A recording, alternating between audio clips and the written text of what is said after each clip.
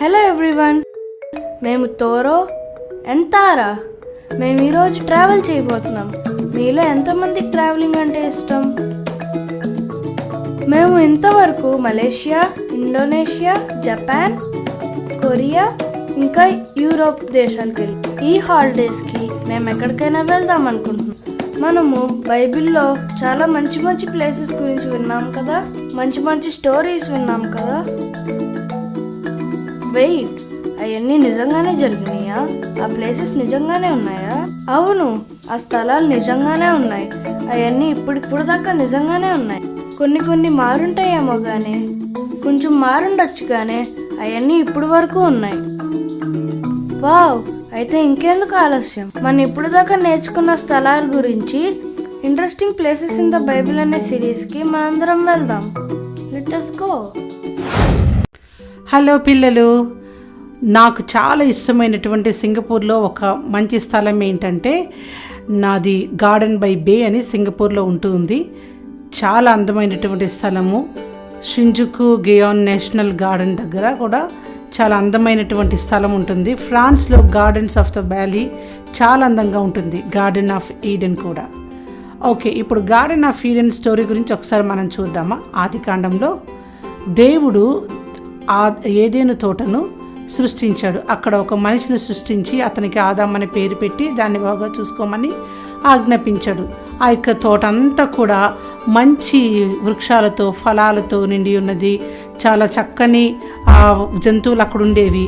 అయితే అందులో కూడా మంచి చెడు తెలివినిచ్చేరని ఒక ఫలం కూడా ఉండేది.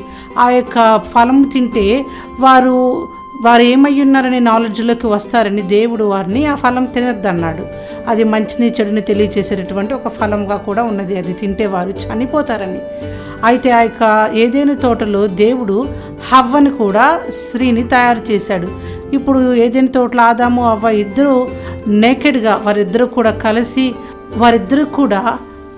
నేకెడ్గా తిరుగుతూ ఉన్నప్పుడు సర్పం వచ్చి ఎందుకు ఈ పండ్లు తినకూడదని అంటే మమ్మల్ని తినొద్దన్నాడు దేవుడు ఆజ్ఞాపించారని హవ్వ చెప్పగా, లేదు నువ్వు తింటే మీరు చాలా గొప్పోళ్ళు అయిపోతారు అని ఆ యొక్క సర్పం చెప్పింది. అప్పుడు హవ్వ అంటుంది, లేదు మేము తినకూడదు, అది చెడుని మంచిని తెలియచేసే ఫలమై ఉన్నది, అది తింటే మేము చనిపోతాం. అప్పుడు సర్పం అంది, లేదు మీరు చావనే చావరు, దేవుడికి మీరు తింటే దేవుడి కన్నా గొప్పోళ్ళు అయిపోతారని దేవుడికి అసూయ, అందుకని మిమ్మల్ని తినొద్దన్నాడని సర్పం వారి యొక్క మనసుల్ని చెడిపేస్తే హవ్వ సర్పం యొక్క మాటలు విని కొన్ని ఫలాలు తీసుకొని తను తిని ఆదాము కూడా ఆ ఫలాలు ఇచ్చేసరికి అప్పుడు వారిద్దరికీ అర్థమైంది ఏంటంటే మేము దేవుడికి ఆయన మాటకు అవిధేయత చూపించామని. వారు తప్పు చేశారని తెలుసుకున్నారు. దేవునికి స్వరం విన్నప్పుడు దాక్కున్నారు. అయితే దేవుడు ఆదాము అవ్వ తప్పు చేశారని కనుగొన్నప్పుడు ఆయన వారిని ఏదైనా తోట నుంచి బయటకు పంపించేశాడు. ఆ ఏదైనా తోటలో మళ్ళీ ఎప్పటికీ రాకుండా దేవుడు వారిద్దరిని కూడా బయటికి పంపించి ఆ ఏదైనా తోటకి కాపలాగా ఇద్దరు దేవదూతలు నిలిపినట్లుగా మనం చూస్తూ ఉన్నాము. ఆ యొక్క ఏదైనా తోటకి ఇంకెప్పటికీ రాకుండా. ఈరోజు కూడా మనము ఒకవేళ విధేయత చూపించకపోతే దేవుడు మనకిచ్చే భద్రతను మనము కోల్పోయే వారమై ఉన్నాము. ప్రియమైన పిల్లలారా, దేవుని యొక్క స్వరాన్ని మనము వినగలగాలి. దేవుడు మనకు చెప్పేటటువంటి ప్రతి ఆజ్ఞను మనము పాటించాలి. సరే పిల్లలు, ఏదెను తోటలో దేవుడు ఆదాము అవ్వకు చాలా ప్రాముఖ్యమైన ఆజ్ఞలు పెట్టి ఉన్నాడు. ఈరోజు బైబిల్ వర్స్ దాని గురించే ఏంటంటే, మరియు దేవుడైన యెహోవా ఈ తోటలోనున్న ప్రతి వృక్ష ఫలమును నీవు నిర్భయముగా తినవచ్చును, అయితే మంచి చెడుల తెలివినిచ్చి ఫల వృక్షమును తినకూడదు, నువ్వు వాటిని తిన్న దినమున నిశ్చయముగా చచ్చుదు అని నరునికి ఆజ్ఞాపించును. ఆదికాండము 2వ అధ్యాయము 16-17 వచనాలు. అవును, ఏదెను తోటలో దేవుడు ఆదాముకు అవ్వకు కావలసిన ప్రతిదీ కలుగు చేశాడు. వాళ్ళు ఏ చెట్టు నుంచైనా తినొచ్చు గాని మంచి చెట్ల తెలివినిచ్చి ఫలము నుంచి తినవద్దని దేవుడు చెప్పాడు. దేవుడు వారిని హెచ్చరించి దాని ప్రతిఫలము కూడా తెలియచేశాడు. ఒకవేళ దాన్ని తింటే తిన్న దినమున వాళ్ళు చనిపోతారు. దేవుడు వారికి చాయిస్ ఇచ్చాడు, కానీ వాళ్ళు దేవుడికి అవిధేయత చూపించారు. చివరికి చెడ్డ పరిణామాల వల్ల వాళ్ళు ఏదెను తోట నుంచి త్రోసివేయబడ్డారు, దేవుడికి దూరమయ్యారు. దేవుడు మనకి చాయిసెస్ కూడా ఇస్తాడు. మనం ఎంచుకునే పరిణామాలు మనల్ని మంచిగా ఉన్నాయా చెడ్డగా ఉన్నాయా చేస్తాయి. ఇక్కడ చూడండి, నా దగ్గర 2 గ్లాసులు ఉన్నాయి. ఒక దాంట్లోనేమో కార్న్ఫ్లోర్ ఉంది, ఇంకో దాంట్లోనేమో ఐసింగ్ షుగర్ ఉంది. నేను ఏది ఎంచుకోవాలి? 2 ఒకేలాగా ఉన్నాయి. ఏది ట్రై చేయాలి? ఇది ట్రై చేద్దాం.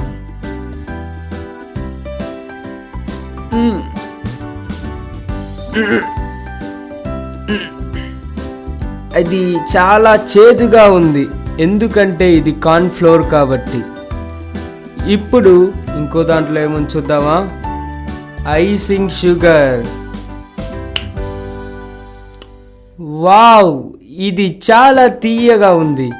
పిల్లలు, ఈ 2 చూసినట్లయితే ఒకేలాగున్నాయి. మనము చేసుకోవటం చాలా కష్టంగా ఉంటుంది. అవును, 2 ఒకేలాగా ఉన్నాయి. సరి అయినది ఎంచుకోవటం చాలా కష్టం. ఇప్పుడు మనం చెడ్డది ఎంచుకుంటే మనకి చెడ్డ పరిణామాలు ఎదురవుతాయి. అదే మనం మంచిది ఎంచుకుంటే చాలా మంచిగా అవుట్కమ్ ఉంటుంది. ఇదే మన జీవితాల్లో కూడా జరుగుతాయి. దేవుడు మనకి చాయిసెస్ని ఇస్తాడు. మనం ఏం చేస్తాం? ఆ చాయిస్ని మనకు ఉపయోగకరంగా ఎంచుకోవాలి. అది సులువైనది కాదు. నువ్వు ఎంచుకునేది మంచిదని నీకు ఎలా తెలిసిద్ది? మంచిది నువ్వు చేసే ప్రతి పరిణామాలను ఆలోచించుకోవాలి. ఫర్ ఎగ్జాంపుల్, నువ్వు ఎగ్జామ్కి చదవాల్సిన టైంలో ఆ రోజంతా వీడియో గేమ్స్ పట్టుకొని కూర్చుని ఉంటే దాని పరిణామాలు ఎలా ఉంటాయో తెలుసా? నీకు తక్కువ మార్కులు వస్తాయి నీ టెస్ట్లో. ఒకవేళ నువ్వు తప్పు చేసి మంచిగా చెప్పాలని చూసినప్పుడు దానివల్ల వచ్చే పరిణామాలను గురించి నువ్వేమనుకుంటున్నావు? అవును, ప్రజలు నిన్ను చూసి నమ్ముతారు. ఇంకోటి చూద్దాం. నువ్వు చర్చికి రావాలని అనుకుంటావు, కానీ నీకు ఇష్టమైన కార్టూన్ ఫేవరెట్ చూడటానికి వెళ్తావు. మంచిది, నువ్వు చర్చికి చూపించే ప్రేమను బట్టి దాని పరిణామాలు ఉంటాయి. అవును పిల్లలు, మనము ఏ చాయిస్ అయితే తీసుకోవాలనుకుంటావో అది మంచిగా చూసుకోవాలి. మన దేవుడి పైన ఆధారపడి ఆయన సహాయం కోరాలి. అది చిన్నదైనా పెద్దదైనా దేవుని యందు ఆధారపడి ఆయనని సహాయం కోరాలి. ఆయన మాట్లాడతాడు మనము ఎప్పుడైతే ఆయనని అడిగినప్పుడు. ఆయన ఎలా మాట్లాడతారంటే, ఏదోను తోటలో ఆదాము అవ్వతో ఇన్స్ట్రక్ట్ చేసినట్టు జాగ్రత్తగా విని త్వరగా విధేయత చూపించాలి. దేవుడు ఏదైనా తోటలో ఆదాముకు హవ్వకి ఏం కావాలో సమస్తాన్ని ఇచ్చి ఉన్నాడు. వారు చాలా అక్కడ అనుభవించడానికి గొప్ప సంపద ఉన్నది. కానీ దేవునికి అవిధేయత చూపించి భద్రతను పోగొట్టుకున్నారు. అలాగే పిల్లలు, మనందరం కూడా చాలా చాలా చాయిసెస్ మన ముందు ఎప్పుడూ ఉంటూనే ఉన్నాయి. కానీ మంచిని మనం ఎన్నుకుంటున్నామో చెడుని ఎన్నుకుంటున్నామో అనేది మన చేతిలో ఉంది. ఆలోచిద్దాము. దాని ప్రతిఫలం మనం పొందుకోవద్దు ఎప్పుడు కూడా. దేవుడు చెప్పినట్లు చేసి దేవుడు మనకి ఇచ్చినటువంటి జీవితాన్ని సంతోషంగా ఉంచుకుందాం. ప్రార్థన చేద్దామా? ప్రియమైన దేవా, మీరు మమ్మల్ని ప్రేమించినందుకు, మాకు సమస్తాన్ని కూడా ఇస్తూ ఉన్నందులకై నీకు వందనాలు చెల్లిస్తూ ఉన్నాము. చాలా చాయిసెస్ నా ముందు ఉన్నవి. అయితే నేను నీ మీద ఆధారపడి ఒక మంచి రైట్ చాయిస్ని నేను ఎన్నుకోవడానికి మాకు సహాయం చెయ్యండి. నేను సంతోషపరిచే చాయిస్ ద్వారా యేసు నామములో అడుగుచున్నాము తండ్రి, ఆమెన్.